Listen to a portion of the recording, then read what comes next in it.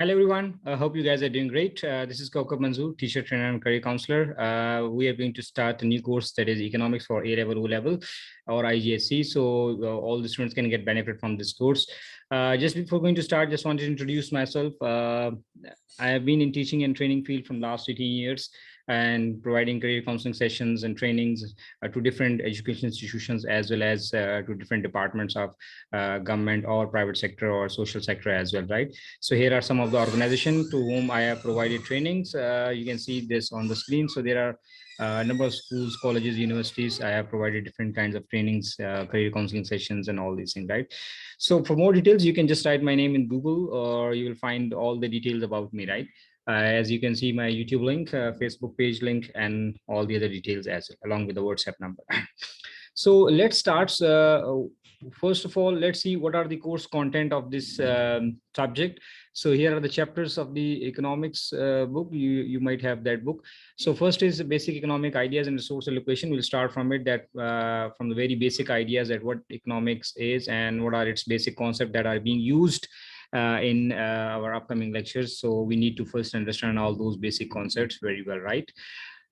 Then we'll discuss about the price system, that is microeconomy, then microeconomic interventions, then macroeconomy, and all these things will move from micro to macro, right? So government macro interventions, then economic ideas and resource allocation, then price system and microeconomy, government microeconomic intervention, macroeconomy, and all these are the chapters. And finally, we'll discuss some paper preparations, tips and techniques as well, right? So these are the general contents we will discuss in detail one by one. So let's begin with the very first chapter. So before going to start, you must be very well equipped with the tools, like you must have pen, copy, notebooks, so you can write down the extra explanation, because during the lecture, I will explain different things that might not be included in the slide. So you can note down those things along with yourself, or you can also have like you can prepare your short notes during the video as well, right?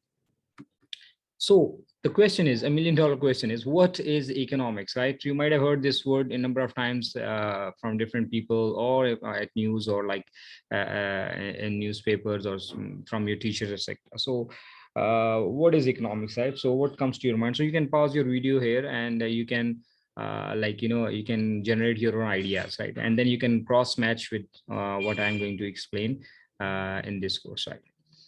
So before going to discuss this economics definition, let's first understand the basic fundamental issues, right?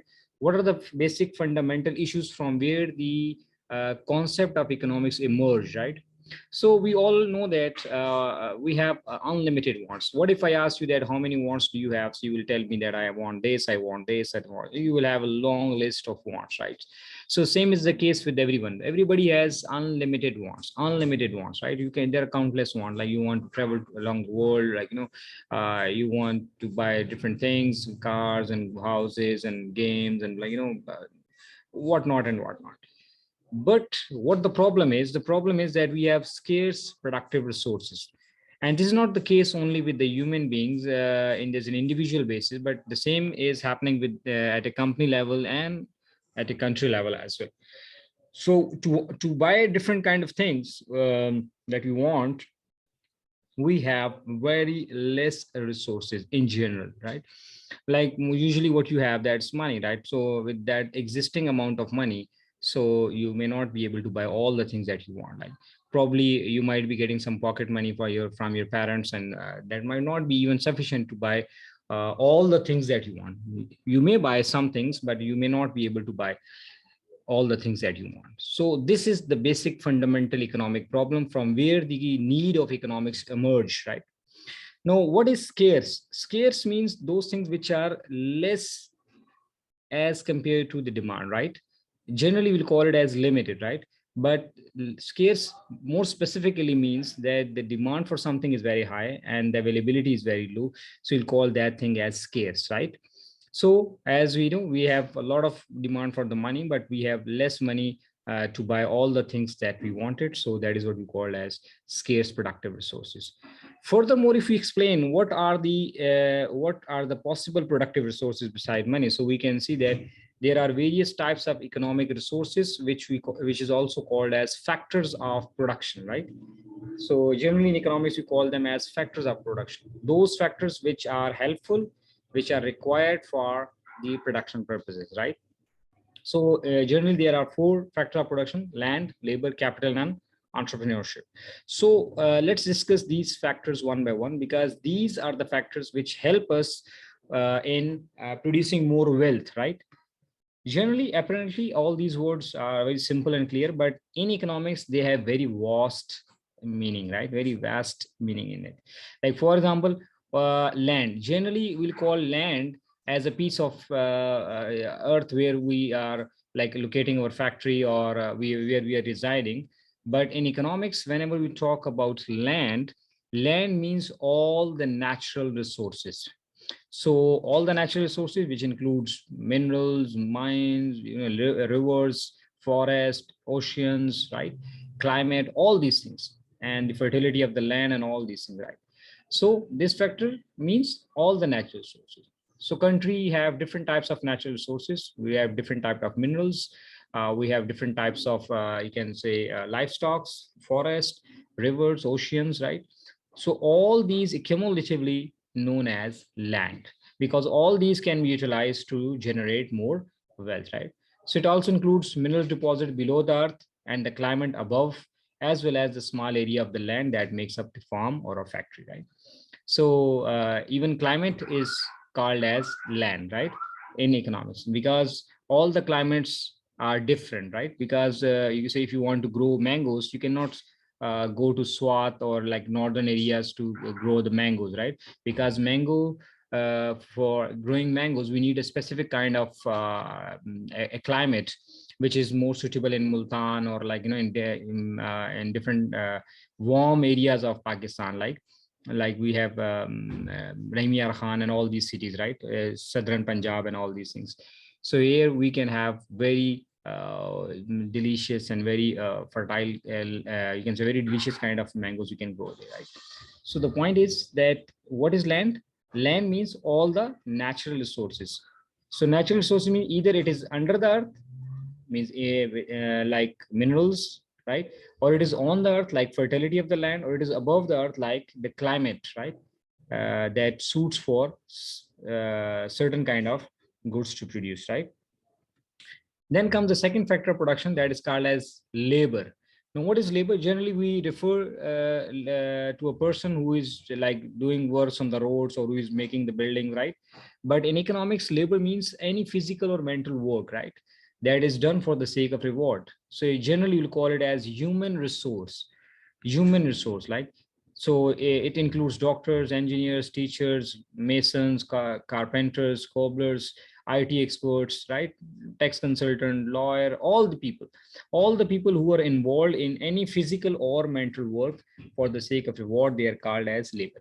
So generally we'll call it as human resource as well, right? So it is also a very key factor in production, right?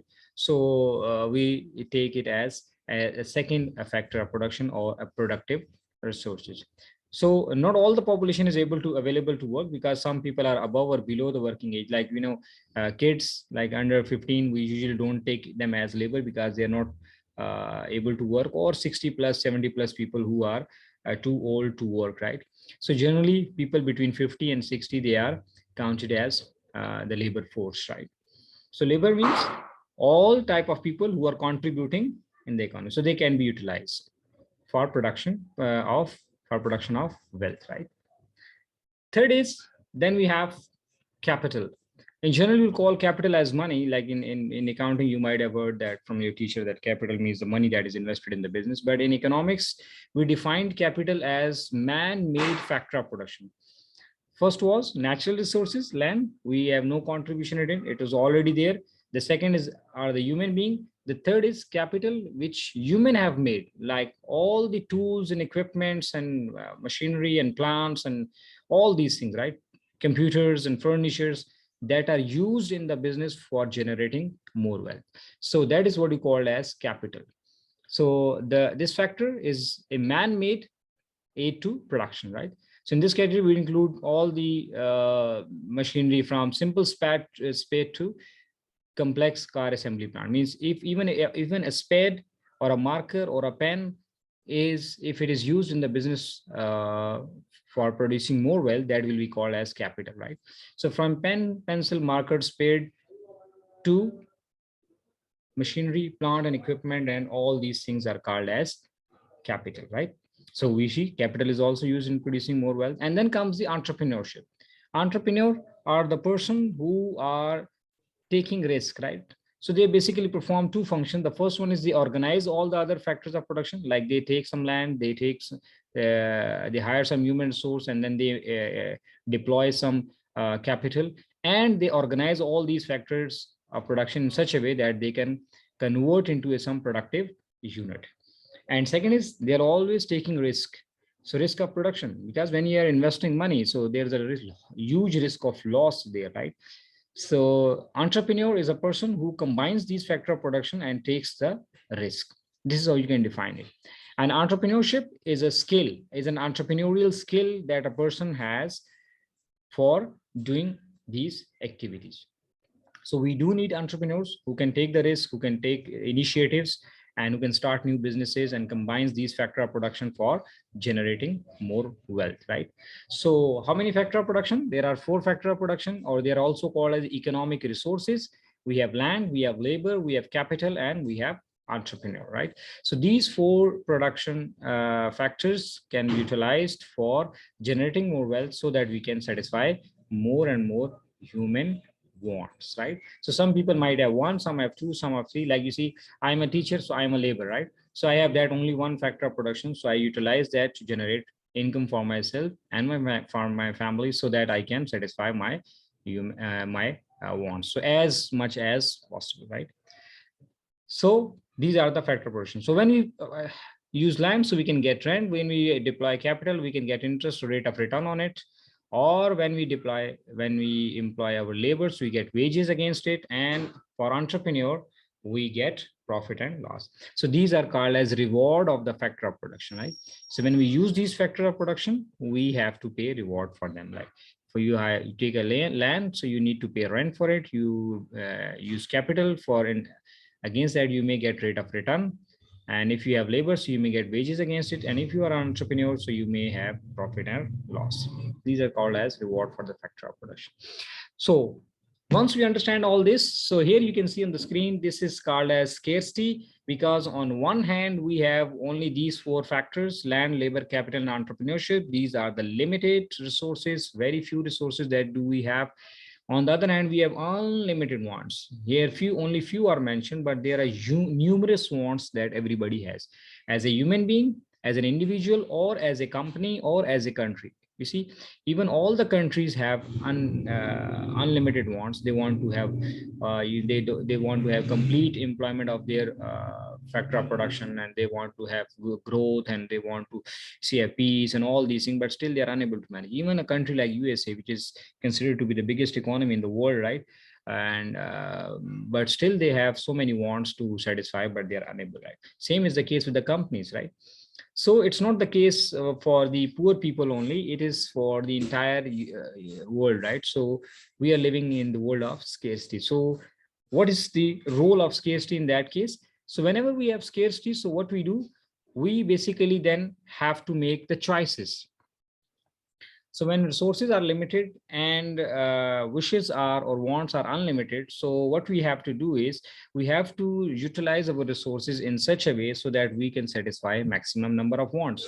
Like for example, what we can do, like you see, you have, let's suppose a person is having a 50,000 salary per month. So he has to pay the rent, he has to pay electricity bill and gas bill and water charges, and then he has to pay for the kids fee, right? And then he has to pay for for health activities like medicine, etc., and then for other things, right? Like food items and kitchen items and all these things.